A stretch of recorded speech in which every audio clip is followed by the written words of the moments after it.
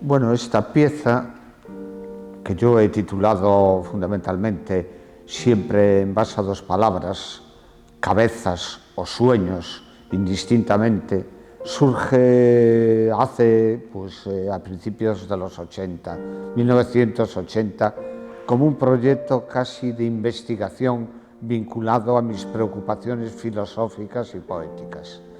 Es una pieza que parte esencialmente de la idea de cráneo, de cabeza, de esa cabeza concebida como capital o centro de sueños o como caja de deseos. Un poco la idea de uno de los filósofos que precisamente me va a influenciar más en las primeras fases de la creación de la pieza, que era el estructuralismo francés, ¿no? La filosofía de Gilles Deleuze o de Bataille, autores a los que me sentía yo tan cercanos y tan distantes entre ellos, pero me interesaba esa idea provocadora y al mismo tiempo poética de experiencia interior de Bataille y su concepción de lo sagrado, cómo me interesaba ese pensamiento más secuencial, más de emociones, de sucesión de emociones, de sucesión de silencios que albergaba el pensamiento de Deleuze.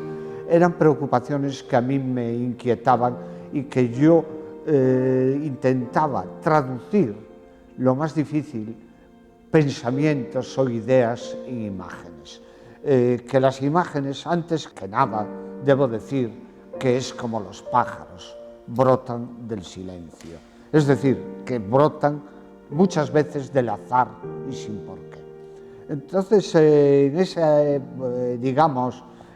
vaivén de emociones, fotografías y poemas, empecé a trabajar sobre la primera cabeza que yo había cogido, digamos, en el osario público en mis tiempos de estudiante en la Universidad de Santiago. Ese cráneo que ha sido compañero mío durante tantos años, debo deciros que es el centro de este político. Es un cráneo que, más allá de lo que veis, ha albergado sueños, ha albergado deseos, ha albergado pensamientos. Esa representación simbólica del cráneo, que es el muñeco clásico, ese muñeco clásico que se ha utilizado tanto en el Renacimiento y en tantas épocas de la historia, yo lo utilicé, múltiples muñecos clásicos que encontré en aquellos tiempos, pues en el Rastro de Lapís en París o en el Rastro en Madrid, que era un sitio fantástico para encontrar todo tipo de desechos de los antiguos museos de ciencias naturales. Objetos, cráneos que yo buscaba allí y que todos en común, de alguna manera, eran elementos simbólicos que representaban eso que estoy diciendo, el geoide informe, fragmentado muchas veces por mí, mutilado, cortado, que es la cabeza como centro. La pregunta que uno tendría que hacerse, ¿dónde ubicar esos cráneos?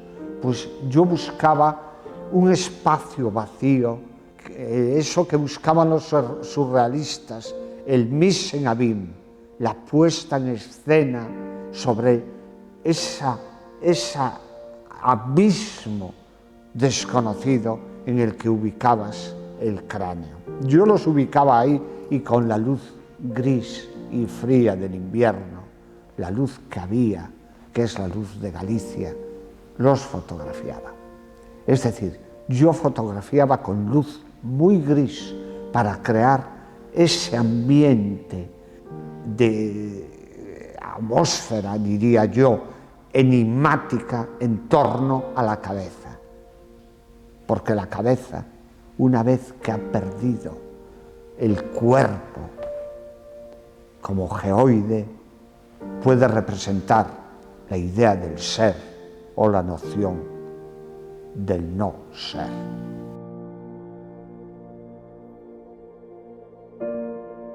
Y sobre esa cabeza, el otro elemento que entraba a formar parte, articulado con ella, eran elementos que yo buscaba en la naturaleza.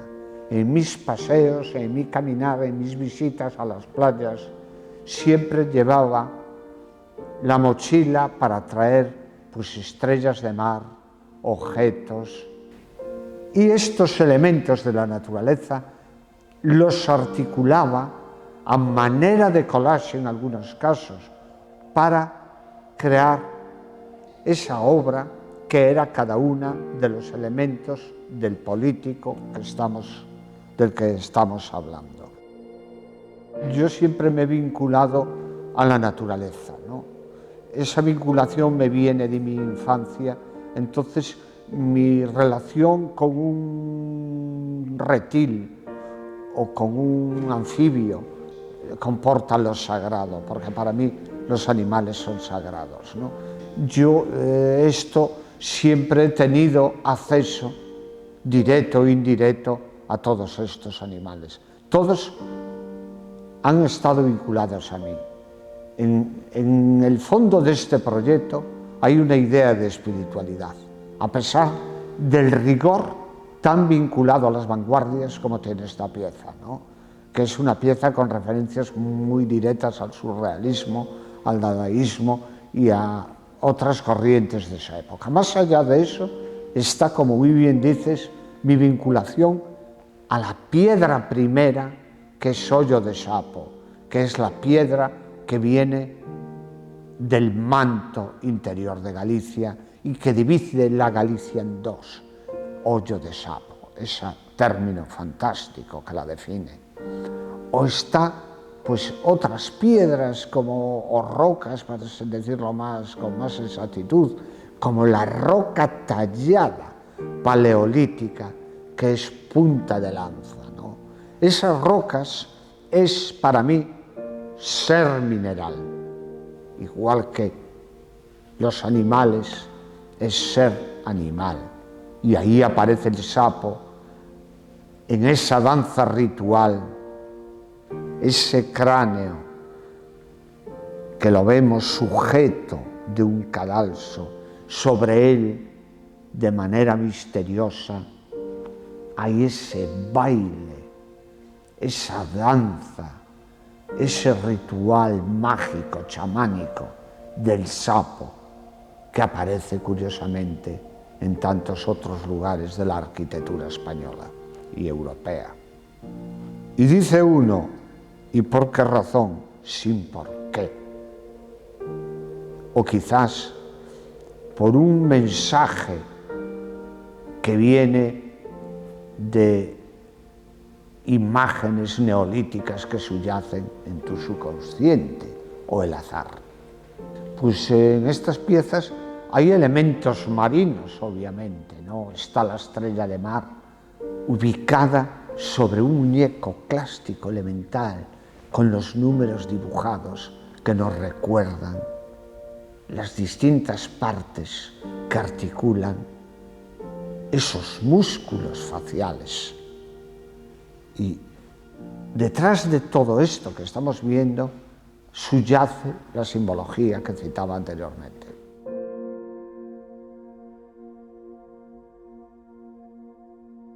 Quizás mis mejores enseñanzas no las tuve en el colegio, las tuve siendo monaguillo de niño, porque es cuando aprendí a recitar en latín y aprendí a través de lo que era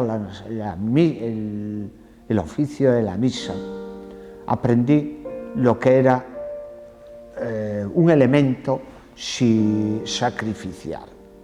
Es decir, mi obra tiene mucho que ver con la idea del sacrificio. Y tiene que ver también con la espiritualidad, porque a través de las múltiples misas, velatorios, auxilios a últimos enfermos, que también participé de algunos con mi madre a altas horas de la noche, auxilios que se mezclaba el oficio casi religioso con el médico o con el magisterio de acompañar al enfermo. Esas enseñanzas que yo tuve cuando tenía 7 o 8 años me llevaron a una espiritualidad de concebir la vida y la muerte de forma natural, la multiplicidad de las vidas y de las muertes. Me sentí muy próximo a ese mundo.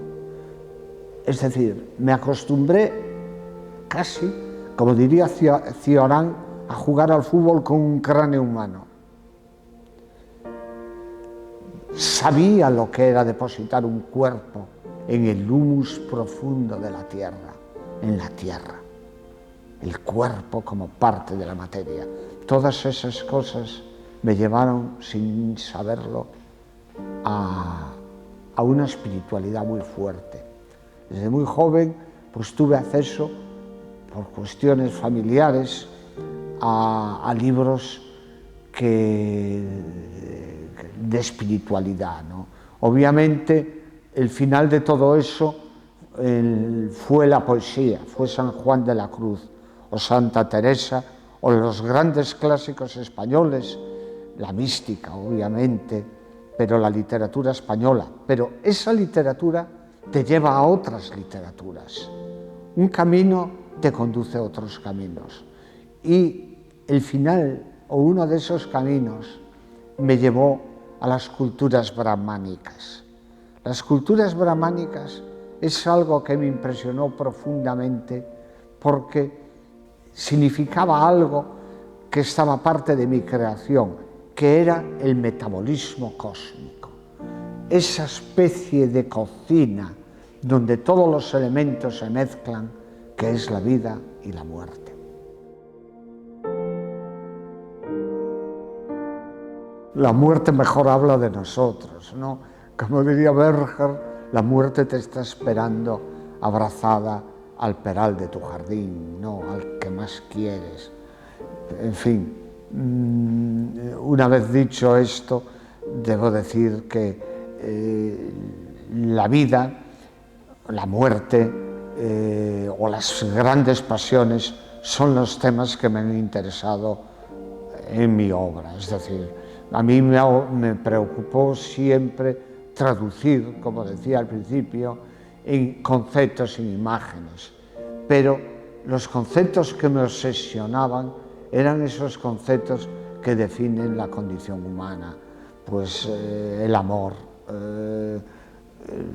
la muerte y la soledad, ¿no? La soledad es algo que forma parte de la condición humana también.